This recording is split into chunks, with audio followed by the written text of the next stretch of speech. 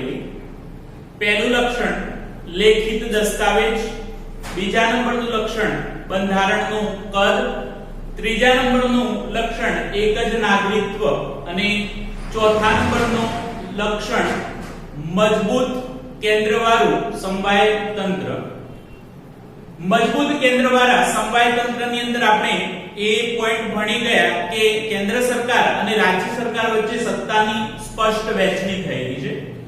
કેન્દ્ર સરકાર ની પાસે 97 જેટલા વિષયો છે, રાજ્ય સરકાર પાસે 66 જેટલા વિષયો છે અને સંયુક્ત યાદીમાં 47 જેટલા વિષયોનો સમાવેશ કરવામાં આવેલો છે।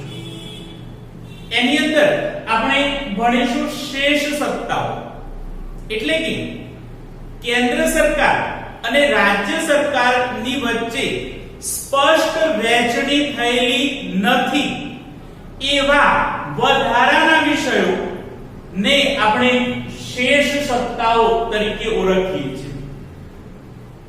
તેની અંદર ના તો કેન્દ્ર સરકારને એ વિષયો ફાળવવામાં આવેલા છે, ના રાજ્ય સરકારની પાસે એ વિષયો આપવામાં આવેલા છે। આ વધારાના વિષયો કે શેષ જે સત્તાઓ છે એ વિષય કાયદો ઘડવાની સત્તા અથવા તો એની અંદર ફેરફાર કરવાની સત્તા કેન્દ્ર સરકારને આપવામાં આવેલી છે। એટલે કે કેન્દ્ર સરકાર અને રાજ્ય સરકાર વચ્ચે સ્પષ્ટ વહેંચણી થયેલી છે, એ સિવાયના કેટલાક વધારાના વિષયો એવા છે કે જેની અંદર બંધારણની અંદર સમાવેશ કરવામાં આવેલો નથી। તો આવા વિષયો પર કાયદા ઘડવાની સત્તા અથવા તો ફેરફાર કરવાની સત્તા એ કેન્દ્ર સરકારને આપવામાં આવેલી છે। કેન્દ્ર સરકાર અને રાજ્ય સરકાર વચ્ચે નાણાકીય સાધનો એટલે કે આવકના સાધનોની પણ સ્પષ્ટ વહેંચણી આપણા સંવિધાનની અંદર કરવામાં આવેલી છે। જેમ કે કેન્દ્રની આવક આપણે વાત કરીએ તો આયાત અને નિકાસમાંથી જે જકાત આપણને પ્રાપ્ત થાય છે એટલે કે આવક પ્રાપ્ત થાય છે તે। બીજા નંબરમાં આવક વેરો, આવા જે મોટી આવક ધરાવતા ક્ષેત્રો છે અથવા તો જેમાંથી વધુમાં વધુ આવક પ્રાપ્ત થાય છે એવા નાણાકીય સાધનો એ કેન્દ્ર સરકારની પાસે રાખવામાં આવેલા છે। અને રાજ્યની આપણે વાત કરીએ તો મનોરંજન વેરો, મહેસૂલ વેરો અને શિક્ષણ વેરો, આવા ઓછી આવક ધરાવતા જે આવકના સ્ત્રોતો છે એ રાજ્ય પાસે રાખવામાં આવેલા છે। જ્યારે રાજ્યને કોઈ નાણાકીય સહાયની જરૂર પડે ત્યારે એ કેન્દ્ર પાસેથી ગ્રાન્ટ સ્વરૂપે એને આધાર રાખવો પડે છે। પાંચમા નંબરનો પોઈન્ટ છે કટોકટી વેરાએ એકતંત્રી વ્યવસ્થા। ભારતીય સંવિધાનમાં 3 પ્રકારની કટોકટીની જોગવાઈ કરવામાં આવેલી છે। એક સલામતી વિષયક કટોકટી, બીજા નંબરમાં બંધારણીય વિષયક કટોકટી અને ત્રીજા નંબરમાં નાણાકીય કટોકટી। સૌથી પહેલા આપણે જોઈશું સલામતી વિષયક કટોકટી।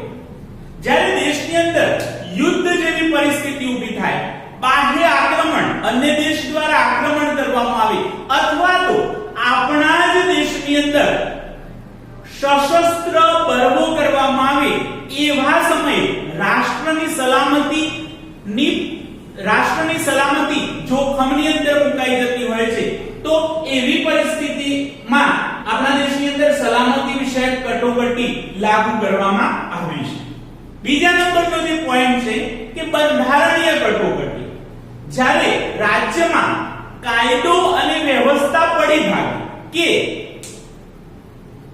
રાજ્ય સરકાર બંધારણની દ્રષ્ટિએ ચાલી શકે એમ ન હોય તો એવા સમયે બંધારણીય કટોકટી જાહેર કરવામાં આવતી હોય છે। રાજ્યમાં કાયદો અને વ્યવસ્થા પડી ભાગે એટલે કે સરેઆમ કાયદો અને વ્યવસ્થા કાયદાનું ઉલ્લંઘન થતું હોય, કોઈ બંધારણનું પાલન કરતું ન હોય જે તે રાજ્યમાં, તો એવા સમયે બંધારણીય કટોકટી લાગુ પાડવામાં આવતી હોય છે। અથવા તો રાજ્યની સરકાર બંધારણીય જોગવાઈ અનુસાર ચાલી શકે એમ ન હોય, કોઈ પણ સરકારે સરકાર ચલાવવા માટે સ્પષ્ટ બહુમતી હોવી જોઈએ, પરંતુ જે તે સરકાર પાસે સ્પષ્ટ બહુમતી ન હોય તો એવા સમયે રાજ્યની અંદર એ બંધારણીય કટોકટી લાગુ પડતી હોય છે અને રાષ્ટ્રપતિ શાસન લાગુ કરવામાં આવતું હોય છે અને રાષ્ટ્રપતિ વતી જે તે રાજ્યની અંદર રાજ્યપાલ દ્વારા શાસન થતું હોય છે. તો બીજા નંબરની કટોકટી એ બંધારણીય કટોકટી થઈ. ત્રીજા નંબરની જે કટોકટી છે એ નાણાકીય કટોકટી. જ્યારે અર્થતંત્રની અંદર તમામ ક્ષેત્રની અંદર સતત અને એક ધારા ભાવ વધતા હોય છે, જેના કારણે નાણાંનું મૂલ્ય ઘટી જાય છે, કરન્સીની વેલ્યુ ખતમ થઈ જાય છે. આવા સમયે દેશની અંદર નાણાકીય કટોકટી ઘોષિત કરવામાં આવતી હોય છે. તો આપણા દેશની અંદર ત્રણ પ્રકારની કટોકટી થઈ: સલામતી વિષયક કટોકટી, બંધારણીય કટોકટી અને નાણાકીય કટોકટી. હવે પોઈન્ટ સમજીએ કે કટોકટી વેરાએ એકતંત્રી વ્યવસ્થા. આપણા દેશની અંદર સમવાય તંત્રની વ્યવસ્થા છે, એટલે કે કેન્દ્રમાં કેન્દ્ર સરકાર છે અને રાજ્યમાં રાજ્ય સરકાર છે. પરંતુ જ્યારે કટોકટીની પરિસ્થિતિ સર્જાય એ વખતે આપણા દેશની અંદર એકતંત્રી વ્યવસ્થામાં પરિવર્તન થઈ જતું હોય છે. એટલે કે સમગ્ર દેશની અંદર રાષ્ટ્રપતિ દ્વારા શાસન કરવામાં આવતું હોય છે. વડાપ્રધાન અને પ્રધાનમંડળ તેમજ મુખ્યમંત્રી અને મંત્રીમંડળની સત્તાઓ એ વખતે છીનવી લેવામાં આવતી હોય છે.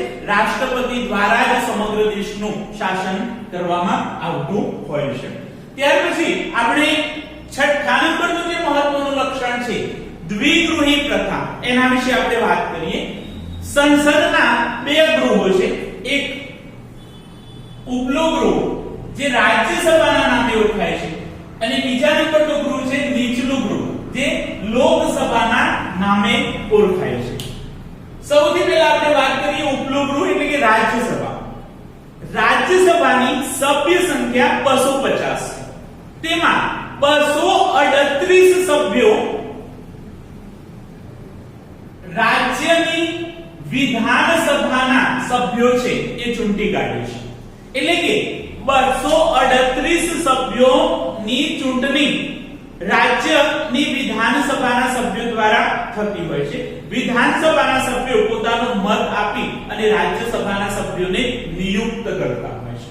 જ્યારે 12 સભ્યો એવા છે કે જેમની પસંદગી રાષ્ટ્રપતિ દ્વારા કરવામાં આવતી હોય છે. આ 12 સભ્યોમાં સાહિત્ય, સંગીત, ચિત્ર, શિલ્પ, સ્થાપત્ય, વૈજ્ઞાનિક, રમત-ગમત, અભિનય આવા વિવિધ ક્ષેત્રમાં જે વ્યક્તિઓએ મહત્વનું યોગદાન આપેલું છે એવા વ્યક્તિઓની નિમણૂક એ રાષ્ટ્રપતિ દ્વારા કરવામાં આવતી હોય છે.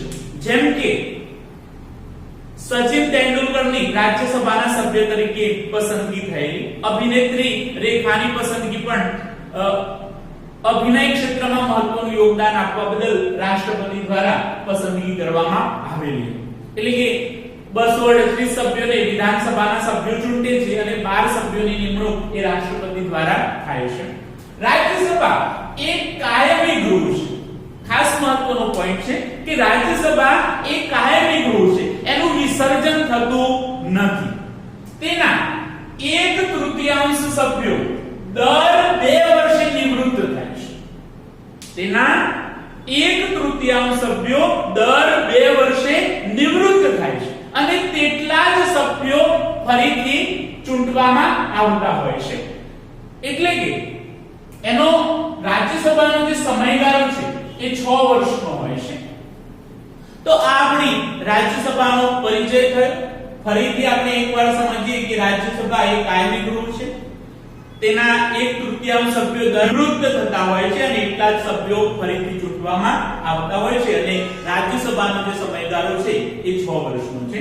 હવે આપણે નીચલું ગૃહ એટલે કે લોકસભાની વાત કરીએ. લોકો દ્વારા ચૂંટાયેલા પ્રતિનિધિઓની સભા એને આપણે લોકસભા તરીકે ઓળખીએ છીએ. લોકસભા એ કાયમી ગૃહ નથી. લોકસભાની સમય મર્યાદા 5 વર્ષની હોય છે. 5 વર્ષ જે તે સરકારે પૂર્ણ કર્યા પછી ફરીથી ચૂંટણી થતી હોય છે અને એ ચૂંટણીની અંદર વિજેતા થનાર જે તે પક્ષ હોય એ ફરીથી સરકાર બનાવતી હોય છે. લોકસભાના સભ્યોની સંખ્યા 545 543 પર ઇલેક્શન થતું હોય છે, એટલે કે ચૂંટણી થતી હોય છે અને બે સભ્યો, બે એંગ્લો ઇન્ડિયન પ્રતિનિધિની નિમણૂક એ રાષ્ટ્રપતિ દ્વારા થાય છે. આપણા લોકસભાના સભ્યોની સંખ્યા 552 છે. અત્યારે હાલ 545 છે. 7 જે સીટ છે એ POK પાકિસ્તાન ઓક્યુપાઈડ કાશ્મીર માટે રિઝર્વ રાખવામાં આવેલી છે. જે વખતે પાકિસ્તાન ઓક્યુપાઈડ કાશ્મીર ભારતનો એક હિસ્સો બનશે એ વખતે આ 7 સીટો ભરવામાં આવશે. અત્યારે 545 તેની સભ્ય સંખ્યા છે. લોકસભાની અંદર ચૂંટણી થાય, એ ચૂંટણીની અંદર જે પક્ષને બહુમતી મળે એ પક્ષની સરકાર બનતી હોય છે. લોકસભાની અંદર સરકાર બનાવવા માટે 272 સભ્યોની આવશ્યકતા રહે છે. જે પક્ષને 272 સીટો પ્રાપ્ત થાય એ પક્ષ સરકાર બનાવતો હોય છે અને એ પક્ષમાંથી ચૂંટાયેલા પ્રતિનિધિઓમાંથી કોઈ એક સભ્યની અથવા કોઈ એક વ્યક્તિની વડાપ્રધાન તરીકે નિમણૂક કરવામાં આવતી હોય છે અને વડાપ્રધાન એ પ્રધાનમંડળની રચના કરે છે. એટલે કે પ્રધાનમંડળની જે રચના છે એ સંસદ સભ્યોમાંથી કરવામાં આવતી હોય છે. પ્રધાનમંડળ એ સંસદને જવાબદાર હોય છે અને પ્રધાનમંડળ દ્વારા દેશ હિતમાં મોટાભાગના નિર્ણયો લેવામાં આવતા હોય છે. પ્રધાનમંડળ જ્યાં સુધી લોકસભાનો વિશ્વાસ હોય ત્યાં સુધી એ સત્તા ઉપર ટકી રહેતું હોય છે. કેન્દ્રમાં રાષ્ટ્રપ્રમુખના નામે અને રાજ્યમાં રાજ્યપાલના નામે વહીવટ થાય છે. ફરીથી એકવાર રિપીટ કરું છું. કેન્દ્રમાં રાષ્ટ્રપ્રમુખના નામે અને રાજ્યમાં રાજ્યપાલના નામે વહીવટ ચાલે છે.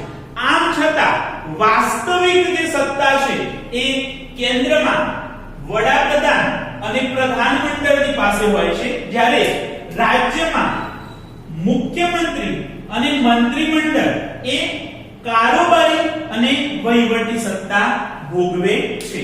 તો આ આપણો પરિચય થયો દ્વિગૃહી પ્રથા.